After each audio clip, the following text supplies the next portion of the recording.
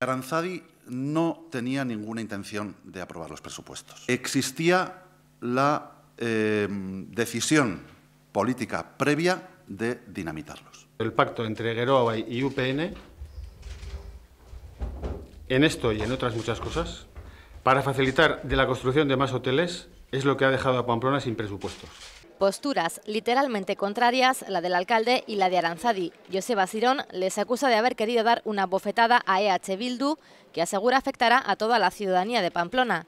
Aranzadi acusa al equipo de gobierno de convertir a la capital en una ciudad especulativa y plegarse a las políticas de Geroa Bai. No puede entenderse que se haya unido a UPN y a PSN para tumbar todos los presupuestos. El grupo municipal de Aranzadi se ha posicionado fuera del cambio. Hemos hecho un acuerdo a 4 con una fuerza política que yo creo que con sus acciones de esta misma semana, con su apoyo al PSI de Salesiano, con su apoyo al tren de alta velocidad, se ha situado fuera del cambio. Y hablo efectivamente de Geroa Bai y hablo efectivamente de Usue Barco. Aranzadi asegura que retiró todas sus propuestas a cambio de una línea roja, declarar el casco viejo como zona saturada de hoteles y apartamentos turísticos. Porque es un modelo de ciudad que, como decía Armando, aumenta el precio del alquiler, es un modelo de ciudad que fomenta el trabajo precario. La filosofía del acuerdo programático era contrario a una ciudad especulativa.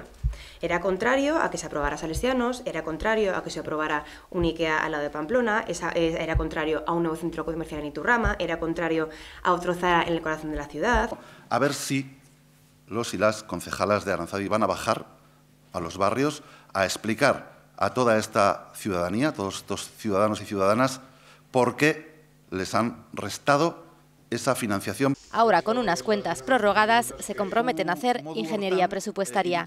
La relación continúa adelante y tendremos que seguir negociando con ellos. Se pueden aprobar proyectos y esto evidentemente sí que lo facilitaremos.